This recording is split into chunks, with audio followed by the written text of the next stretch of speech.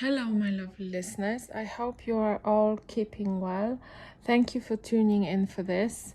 Maybe you can recognize from my voice tone that I am not very motivated to record this, but I have a very personal reason why I want to record this, and this is because I am having a presentation, a very brief presentation at work on Thursday, this coming Thursday, and I will be presenting in front of many people.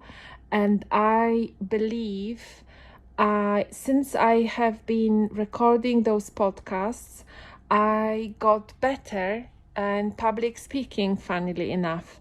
I think two things brought this on, benefited this public speaking easiness. For me, was the first one was definitely podcast, even though I cannot see you.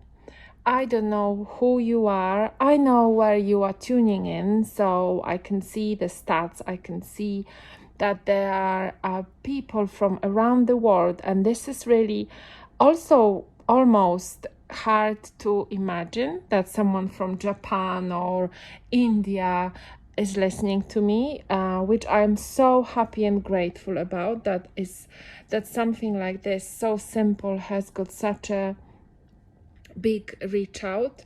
But I cannot see you. I don't really know who you are. I hope you are my audience, so if you are still with me or if you are listening, you have a certain level of authenticity, curiosity, emotional deepness, and then you are in some way or another, on some level, I guess similar to me with how you maybe see the world, or just curious and resonate with what I'm saying. And this podcast and talking to you really helped me with talking to people at work even. And I really, really recommend setting your own podcast if you wanted to be inspired. I know I have podcasters who inspire me, and I know that the main thing that inspires me is, apart obviously from the subjects and the content that they are presenting, is their authenticity. I love when people are authentic. I love, and it looks different for different people. I love when someone is presenting with a flow and is not trying to be someone else that they are not, and also in that they are strong, so they really believe in what they are saying, and I am trying to be similar, although obviously my inner critic is strongly saying different things inside of me, even when I am talking now, or after that, after I record my podcast. I sometimes I listen back to the podcast, but very often I don't. But going back to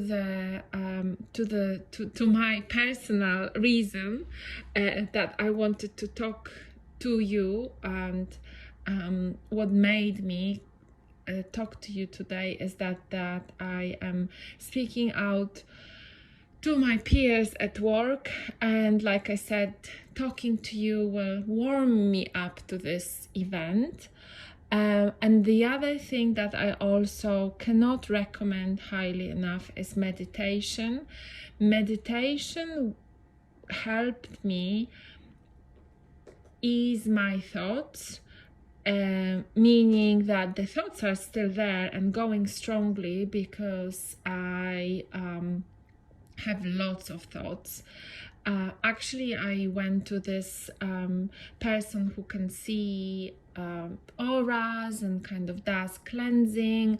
I just met someone who introduced me to this person, and this really resonated with me at that point. And I believe that every now and then is just healthy. You know, you do things for your body, so you eat healthy, you try to take supplements, you go out to the sun, you drink water, right? You wash your body, you brush your teeth. And the same with your spiritual body. And then there is obviously your mind as well. So you maybe see the therapist, you talk to people, you kind of, you are with people who have good energy. So that's kind of like a mind body.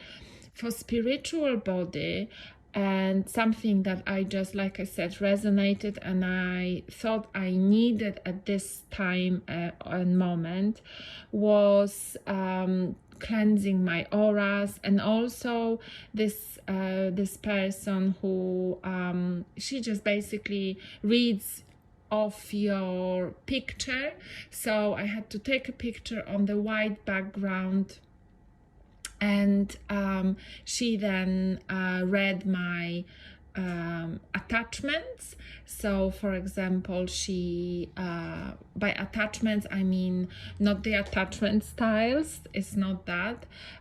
She read that I have some energetic cords in me that were creating certain things. For example, I had an energetic cord attached of a woman who I think passed away, I believe, and that was a strong it's like a is almost like a past life or something, an object attached to you that is basically sucking your energy or living off of you.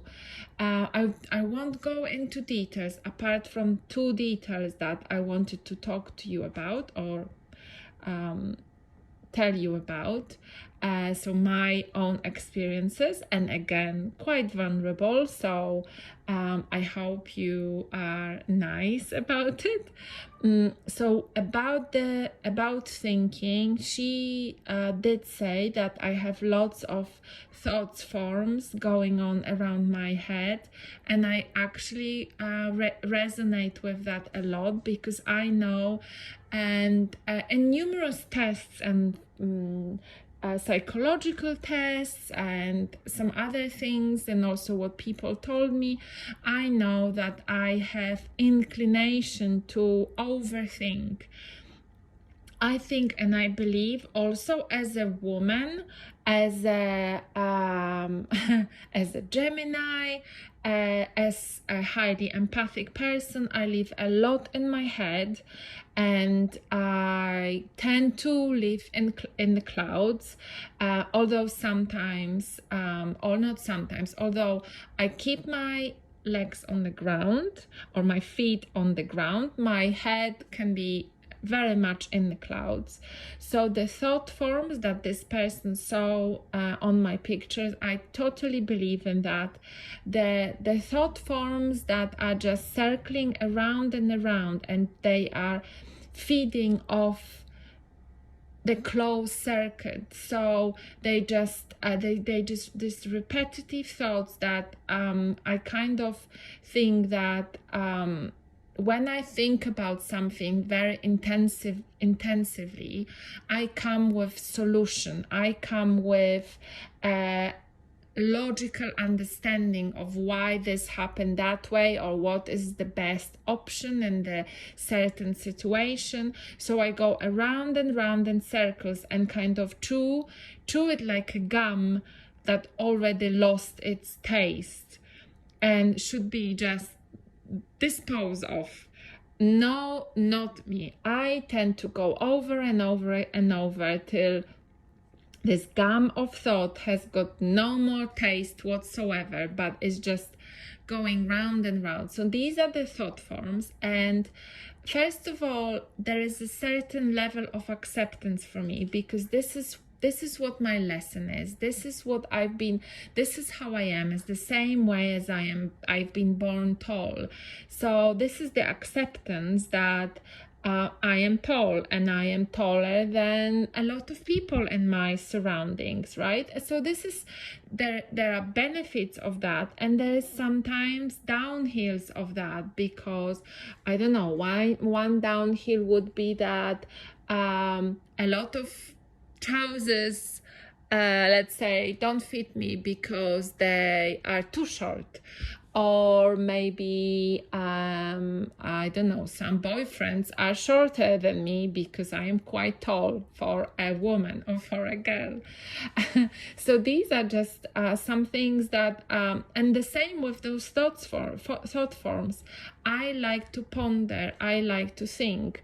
I just need to be careful that my thoughts don't become objects by itself, and then they become blocks, because there isn't an easy flow of the exchange of information, exchange of energy.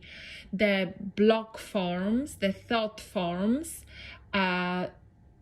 become so rigid, and they just tumbling down around and around. So hopefully, and I could feel the relief when this lady cleared it up, and yeah. So if you happen, and if you feel like this is something that you would like to do, if you happen to stumble upon someone like this, and again, I strongly believe that what is needed for you will come your way, and it's with everything like that. If you put your thought out there, it will come your way. And this is the first thing. And also about this, sometimes one thought is enough. So I think I am ready for this energy cleanse, and I am patient, and I trust universe, bring me someone like this, and then let it go. With some other things that we are very kind of engaged in wanting something, it might not be as easy. It might require more patience. But I digress. So going back to the to my main sort of thought of this podcast, I wanted to tell you about two meetings, two situations I had, and one came out of this lady who was doing my reading, because she said that I have a protector. She saw the protector next to me, and this was a male protector. It was someone who is protecting me, and is kind of the male energy standing next to me or being next to me, which I was really grateful, and I really kind of felt it. And she described this male with quite a lot of details, that he was tall, and he had quite oval face, and also that he was bald. And I was I was very grateful for this male energy, and having this protector, although I do believe that they are guardian angels, and obviously they can be under they can be anything, right? Angels or any spirits or anyone like that.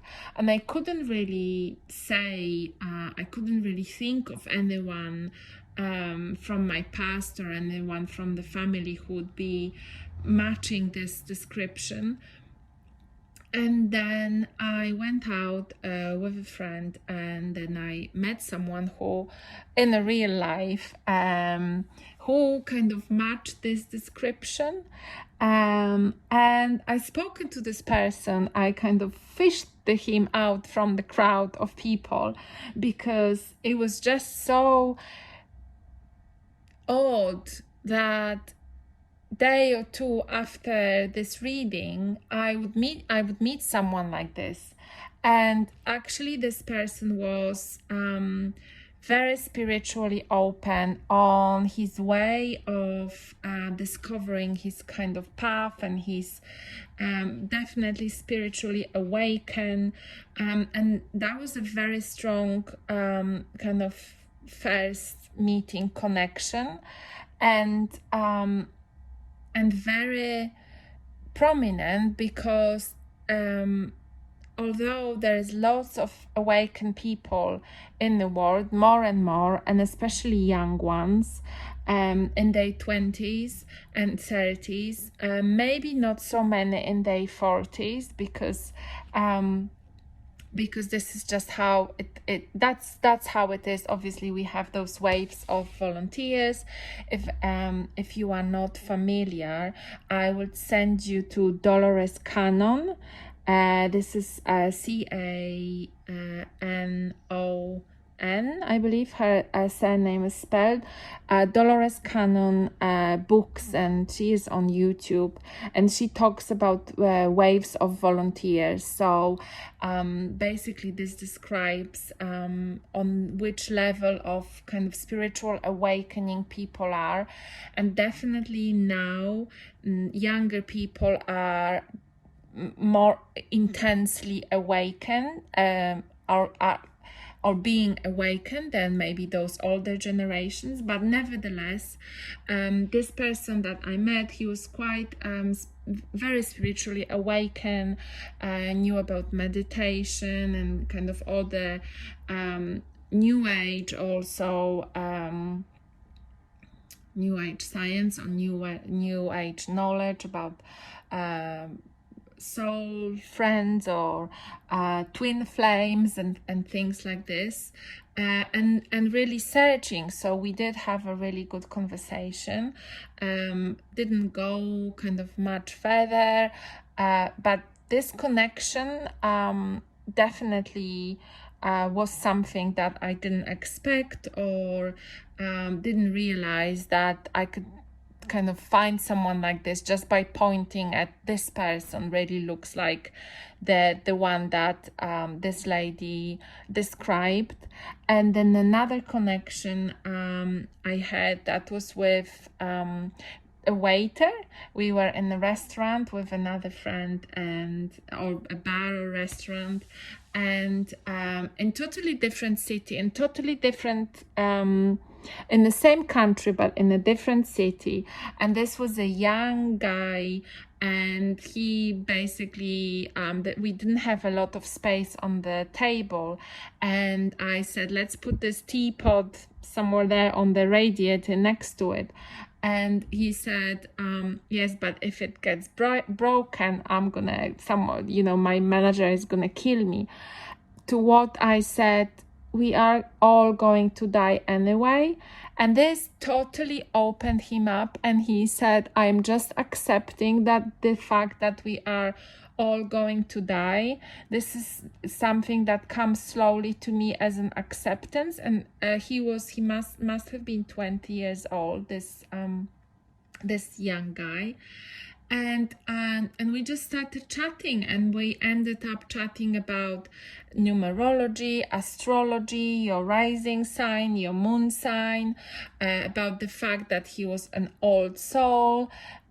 So I just wanted to say, with those two connections or brief recognition, how easy it is to meet someone like this, to have those conversations when you are open, how we as spiritual people, open people, recognize each other, and it's very easy to feel lonely with those thoughts, and sometimes maybe even think about yourself as, no one understands me, there's not that many people like me, even though now the world is really open, and if you have access to YouTube, to podcasts, you can see that there's lots of people like you.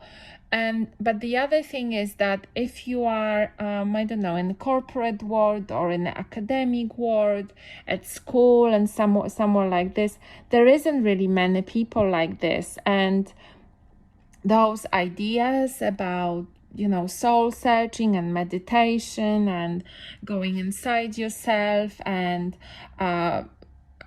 don't even mention kind of connection with spiritual realms or the teachings of Dolores Cannon, someone like this. It's not very common. Maybe when you are in Bali, that's kind of one place when you can find those people who are kind of connected like this. In my world, I slowly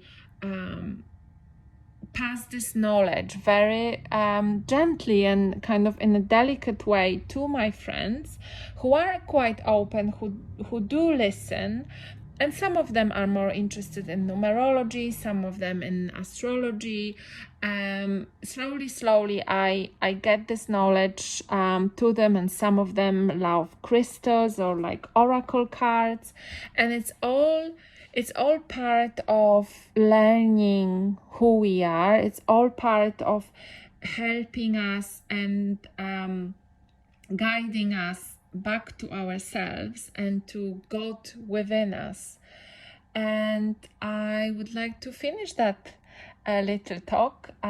Wish me luck for my presentation on Thursday, and I wish you all the best. And yes, I recommend meditation as a medicine and for anything that troubles you. But maybe just do another podcast on that again to kind of make it as easy as possible, or talk about it as encouragement. Take care. Speak to you soon. Bye bye.